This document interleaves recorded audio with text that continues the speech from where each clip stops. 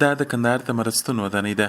دلته هغه کسان ژوند کوي چې ذهني معلول وي او یا هم هیڅ سرپرست ونه لري. په سترګو معلول قاري جلال الدین د کندهار ولایت هغه اوسیدونکي دي چې له تیرو 40 کلونو راهیسې په مرستون کې ژوند کوي. نوموړي وایي د محمد ظاهر شاه د واکمنۍ پر مهال د خپلوانو نشتوالي اړ کړ چې نور عمر په مرستون کې تیر کړي. تقریبا د ظاهر شاه په وخت کې زه د دې شامل شوی یم، چونکې زما مور او پلار وفات شوه، نو ما دونې قریب نه درلودی چې زما حفاظت وکړي، نو زه باره مجبوره شوم و مرستون ته رالم. د قاري جلال الدین په ګډون د عمل د کندهار په مرستون کې لسګونه نور سپین ږیري ماشومان او هغه مېرمنې چې سرپرست نه لري ژوند کوي.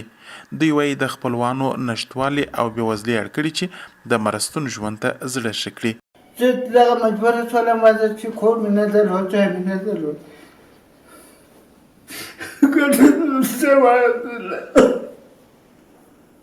زه د نرجو په وخت کې شهیدان شوله، کوچیان مې شهیدان شوله، دغه شوله مجبوره شولم دلته یو ځای مې دی، دا خپل د خوشحال کړی پروت دی، هلته ځای نشته چې زه ورسره پرېږدم، نو د مجبورۍ څخه دلته راغلی یم. زما د پلار 4 کاله کې چې شهید شوی دی، موږ دلته زه یم، دوې مې خویندې دي، 4 مې ورونه دي، 1 مې مور د مور دلته راغلي یو.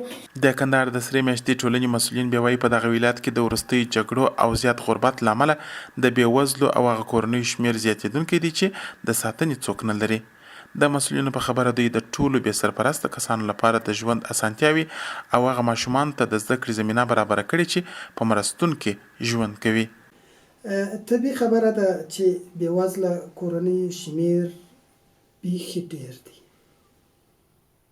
او اوس بیا د دغه یعنی فعلا چې اقتصادي وضعیت خراب دی د عامو خلکو ته عموما، نو طبیعي خبره ده چې بیچارګي ډېریږي او موږ ته هم مراجعین ورځ تر بلې ډېریږي. د سرې میاشتې د ټولنې د معلوماتو له مخې دا مهال د هېواد په کچه 15 مرستونونه فعاله دي چې پکښې شاوخوا 800 بې سرپرسته او ذهني معلولیت لرونکي کسان ساتل کیږي. جنګ، جګړې او طبیعي پیښې د سرې میاشتې ټولنې مسؤلین د بې سرپرسته کورنیو د شمېر د زیاتوالي لامل بولي.